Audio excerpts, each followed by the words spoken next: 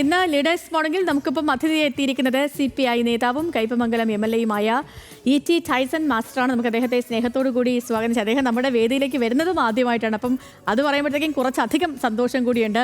മാഷേ, good morning, സ്വാഗതം hello മലയാളത്തിലേക്ക്. സന്തോഷം.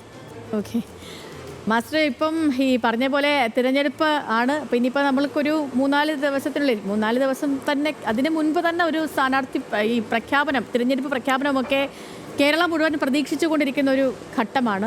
ഇടതുമുന്നണിയെ സംബന്ധിച്ച് ഭരണ തുടർച്ചയൊക്കെ ഉണ്ടാകുമെന്ന് പ്രതീക്ഷിക്കുന്ന ഒരു ഘട്ടമാണ്. ഇപ്പം ഇടതുമുന്നണിയിൽ വെച്ച് എനിക്ക് തോന്നുന്നു CPI ആണ് ആദ്യം തന്നെ സ്ഥാനാർത്ഥി ചർച്ചകളൊക്കെ പൂർത്തിയാക്കി.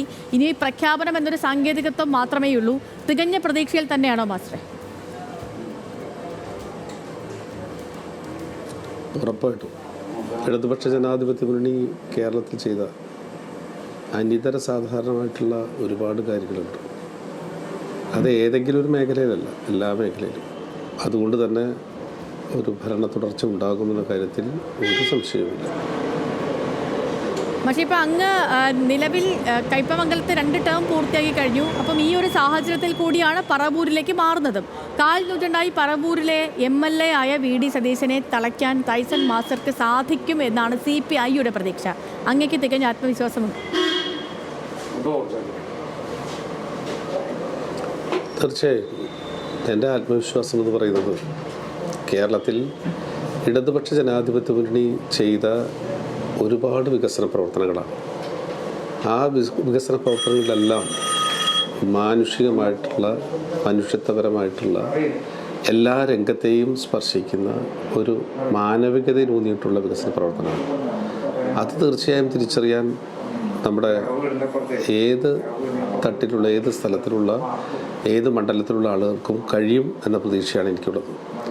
ഏറ്റവും അടിസ്ഥാനപരമായിട്ടുള്ള ആളുകളുടെ ആവശ്യം എന്ന് പറയുന്നത് ഭവന നിർമ്മാണം, അതുപോലെ തന്നെ തൻ്റെ മക്കൾക്ക് നല്ല വിദ്യാഭ്യാസം കിട്ടണമെന്ന ആവശ്യം, നല്ല ആരോഗ്യ സിസ്റ്റം ഡെവലപ്പ് ചെയ്യണമെന്ന ആവശ്യം, അതോടൊപ്പം തന്നെ നമ്മുടെ സാമൂഹ്യക്ഷേമ പെൻഷൻ ഉൾപ്പെടെ ഉള്ള കാര്യങ്ങളിൽ ഇതെല്ലാം ജനങ്ങളെ നന്നായി ബാധിക്കുന്നതാണ്. മാത്രമല്ല സാധാരണക്കാരോടൊപ്പം തന്നെ സമസ്ത ജനവിഭാഗങ്ങളായിട്ടും, ഇടത്തരമായിട്ട്, മുതിർന്നവരാവട്ടെ, വ്യവസായികളാവട്ടെ, നല്ല ആളുകളെയും പ്രയോജനം നൽകുന്ന തരത്തിലേക്കുള്ള പദ്ധതികൾ ആവിഷ്കരിക്കാൻ ഈ ഗവൺമെൻറ് കഴിഞ്ഞു എന്നുള്ളതാണ് ഏറ്റവും പ്രധാനപ്പെട്ട കാര്യം.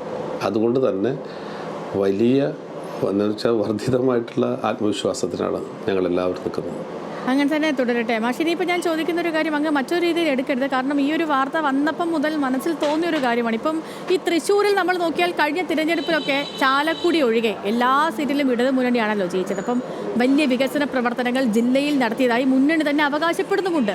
അപ്പോൾ അങ്ങനെയാണെങ്കിൽ ആ MLA-മാരെ നിലനിർത്തുകയല്ലേ വേണ്ടത്? അല്ലാതെ ഇപ്പം 25 കൊല്ലമായിട്ട് VD സതീശൻ, ഇപ്പോഴത്തെ പ്രതിപക്ഷ നേതാവാണ്, VD സതീശൻ മത്സരിക്കുന്ന പറവൂരിലേക്ക് മാറ്റുകയല്ലല്ലോ വേണ്ടത്.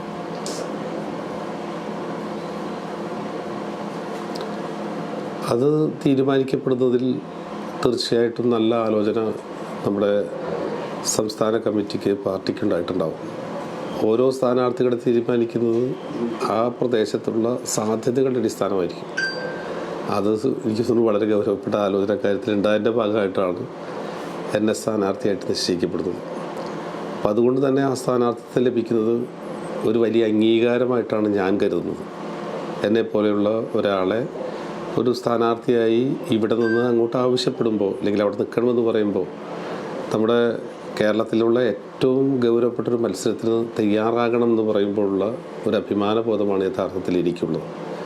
അതുകൊണ്ട് മറ്റൊന്നും തരത്തിലുള്ള പ്രശ്നങ്ങളില്ല. എല്ലാ മണ്ഡലത്തിൽ നടത്തുന്ന വികസന പരിപാടികൾ, ഇടതുപക്ഷ ജനാധിപത്യ മുന്നണി കൊണ്ടുവന്ന വികസന പരിപാടികൾ തീർച്ചയായും ഞങ്ങൾക്കെല്ലാം ഗുണം ചെയ്യും എന്ന് തന്നെ ഞങ്ങൾ പ്രതീക്ഷിക്കുന്നു. ടൈസൺ, ഇപ്പം ഞാൻ തിരഞ്ഞെടുപ്പ് വിട്ട് മറ്റൊരു വിഷയത്തിലേക്ക് വരികയാണെങ്കിൽ ഇപ്പം ഈ CC മുകുന്ദനുമായി ബന്ധപ്പെട്ടുള്ള വിവാദമൊക്കെ നിൽക്കുന്നുണ്ടല്ലോ. അപ്പം ഈ വിഷയത്തിൽ പാർട്ടി നടപടിയെടുക്കാൻ വൈകി എന്നൊരു തോന്നൽ അങ്ങേക്കുണ്ടോ? കാരണം എന്ന് വെച്ചാൽ CC മുകുന്ദൻ ഇത് ആദ്യമായിട്ടല്ല പാർട്ടിക്കെതിരെ നിലപാടെടുത്തത്. അപ്പോൾ ഈ വിഷയമൊക്കെ ഇത്രത്തോളം വഷളാക്കേണ്ടിയിരുന്നു. നേരത്തെ തന്നെ ഈ കാര്യങ്ങളൊന്ന് പറഞ്ഞ് വിലക്കാനോ അല്ലെങ്കിൽ ഒരു നടപടിക്കോ ഒക്കെ മുതിർന്നിരുന്നുവെങ്കിൽ ഇങ്ങനെ ഒരു പരസ്യ പോരിലേക്കോ വാക്പോരിലേക്കോ കാര്യങ്ങൾ നീങ്ങുമായിരുന്നു. അതങ്ങനെ പറയാൻ കഴിയുന്നൊരു കാര്യമല്ല. നമുക്ക് ഒരാളെ തിരുത്താൻ കഴിയുന്ന രീതിയിലുള്ള സമയവും സാവകാശവും ഈ പാർട്ടി കൊടുക്കുന്നതിനെ കണ്ടാൽ മതി.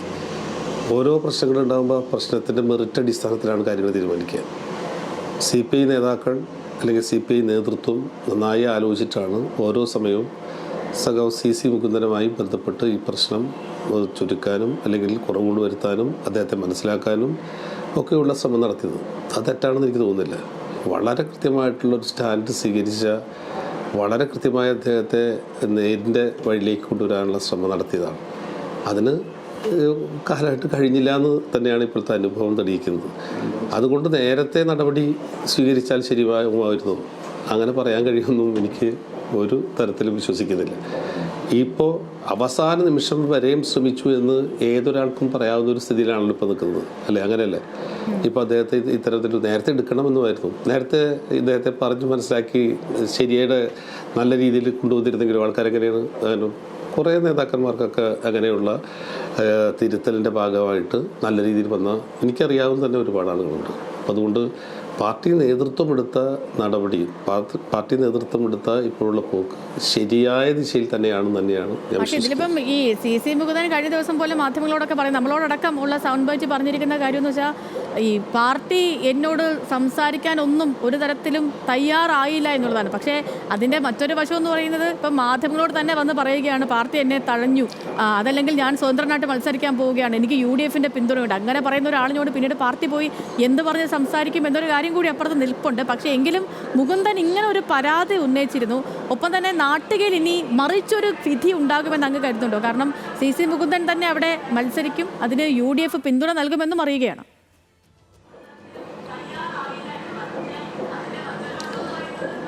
അതിൽ വലിയ പ്രയാസമുണ്ടാവുമെന്ന് എനിക്ക് തോന്നുന്നില്ല. CC മുകുന്ദൻ അവിടെ മത്സരിക്കുകയോ ഇല്ലെന്നും അവസാനം കൺഫേം ചെയ്തു എന്ന് അറിഞ്ഞുകൂടാ. എന്തായാലും UDFൻ്റെ സ്ഥാനാർത്ഥി നേരത്തെ അവിടെ ഉണ്ടല്ലോ. ആ UDFൻ്റെ സ്ഥാനാർത്ഥി നിൽക്കുമ്പോഴും വലിയ ഭൂരിപക്ഷത്തിലാണ് നാട്ടിക മണ്ഡലം ഇടതുപക്ഷ ജനാധിപത്യ മുന്നണിക്കൊപ്പം നിൽക്കുന്നത്.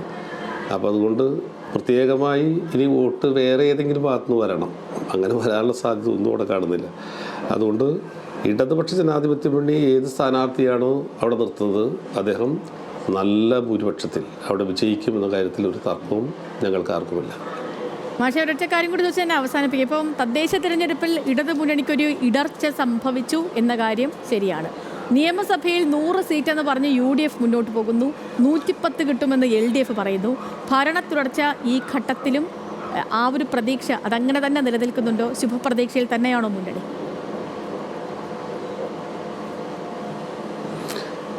ഞങ്ങൾ ഉറപ്പായിട്ടും ആ പ്രതീക്ഷ ശുഭപ്രതീക്ഷയിലാണ് നിൽക്കുന്നത്. എന്താ കാരണം വളരെ കൃത്യമായിട്ട് കേരളത്തിൻ്റെ വികസനത്തിൻ്റെ ചരിത്രം പരിശോധിച്ച് നോക്കിയാൽ അതിഗംഭീരമായിട്ടുള്ള രീതിയിൽ അതിനൊരു പ്രത്യേകത കൂടി നമുക്ക് കാണാൻ കഴിയും. ഏത് വിഭാഗമാണോ, ഏത് തരത്തിലുള്ള ആളുകളാണോ അവരെല്ലാവരെയും ഒരുമിച്ച് കാണാൻ ഈ ഗവൺമെൻറ് കഴിഞ്ഞു എന്നുള്ളതാണ്. അത് ഉയർന്നവരായാലും താഴ്ന്നവരായാലും അതിൻ്റെ മാത്രമല്ല അടിസ്ഥാന പ്രശ്നങ്ങളെല്ലാം പരിഹരിക്കപ്പെട്ടു എന്നുള്ളതാണ്. ആ പരിഹരിക്കപ്പെടുന്നത് ഇനിയും വല്ലതും പൂർത്തീകരിക്കേണ്ടതുണ്ടെങ്കിൽ അത്തരം കാര്യങ്ങളിലേക്ക് മുന്നോട്ട് വരാൻ വലിയ ശ്രദ്ധ കൊടുക്കുന്ന ഗവൺമെൻറ്റാണ്. അതിദാരിദ്ര്യമില്ലാത്ത സംസ്ഥാനം എന്ന് പറയാൻ ഈ കേരളത്തിന് കഴിയുമ്പോൾ അതിനുള്ളൊരു സന്തോഷം ചെറുതാണ്. ഭവന നിർമ്മാണത്തിൽ 5 ലക്ഷം വീടുകൾ നിർമ്മിക്കപ്പെട്ടു എന്ന് പറയുമ്പോഴുള്ളതൊക്കെ, അതുപോലെ തന്നെ സ്കൂളിൻ്റെ കാര്യം എടുക്കുക, ആരോഗ്യരംഗത്തെ കാര്യം എടുക്കുക, റോഡുകളുടെ സ്ഥിതി എടുക്കുക, മറ്റ് പശ്ചാത്തല സൗകര്യങ്ങൾ, പാലങ്ങൾ, മറ്റ് സൗകര്യങ്ങൾ എടുക്കുക, പ്രകൃതി സൗഹൃദ വികസനത്തിൻ്റെ കാര്യം എടുക്കുക, വ്യവസായം അത് ഉയർത്തിക്കൊണ്ടുവന്നിട്ടുള്ള കാര്യം എടുക്കുക. നമ്മൾ സുരക്ഷിതരായിട്ടുള്ള സമാധാനത്തോടും സന്തോഷത്തോടു കൂടിയ ഒരു കേരളത്തെ രൂപപ്പെടുത്താൻ ഉള്ള ആക്ഷനൊന്നും ആലോചിച്ച് നോക്കി. അപ്പോൾ എല്ലാ അർത്ഥത്തിലും ഏത് തരത്തിലുള്ള വിഭാഗത്തിലെടുത്താലും അവിടെയൊക്കെ നമുക്ക് വളരെ കൃത്യമായിട്ടുള്ള ബോധ്യത്തിൻ്റെ അടിസ്ഥാനത്തിൽ ഈ കേരളത്തെ മുന്നോട്ട് കൊണ്ടുപോകാൻ കഴിയുന്ന ഒരു വലിയ ശക്തിയായിട്ടുള്ള അടിസ്ഥാനപരമായിട്ടുള്ള മാറ്റങ്ങൾ ഉണ്ടാക്കിയ ഗവൺമെൻറ്റാണ് സഖാവ് പിണറായി വിജയൻ്റെ നേതൃത്വത്തിൽ ഇടതുപക്ഷ ജനാധിപത്യ മുന്നണി ഗവൺമെൻറ്. അതുകൊണ്ട് തീർച്ചയായും വളരെ ഖണ്ഡിതമായി ഞങ്ങൾ പറയുന്നു, ഉറച്ചു വിശ്വസിക്കുന്നു, ഈ ഗവൺമെൻറ്റിനെ തുടരുക തന്നെ ചെയ്യും വലിയ നല്ല ഭൂരിപക്ഷത്തിൽ. ഇതാണ് എനിക്ക് എല്ലാവരോടും പറയാനുള്ളത്. ഓക്കെ, അപ്പോൾ മാഷെ ഒത്തിരി സന്തോഷം ഞങ്ങൾക്കിപ്പം ജോയിൻ ചെയ്തതിന്. അങ്ങേക്ക് എല്ലാവിധ ആശംസകളും അറിയിക്കുകയാണ്. തിരഞ്ഞെടുപ്പിൽ മത്സരിച്ച് വിജയിച്ച് വരൂ. ഒപ്പം തന്നെ ഇന്നൊരു നല്ല ദിവസം കൂടി ആവട്ടെ. ഓക്കെ, സന്തോഷം.